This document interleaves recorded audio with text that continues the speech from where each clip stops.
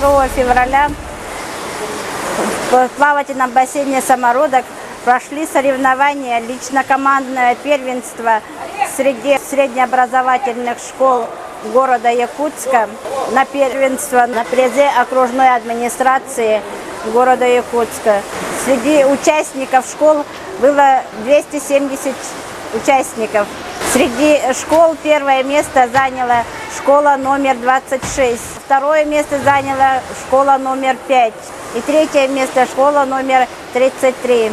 По сравнению с прошлым годом участников в том году было 210 человек, нынче 270. Оздоровление населения среди школ проходит хорошо.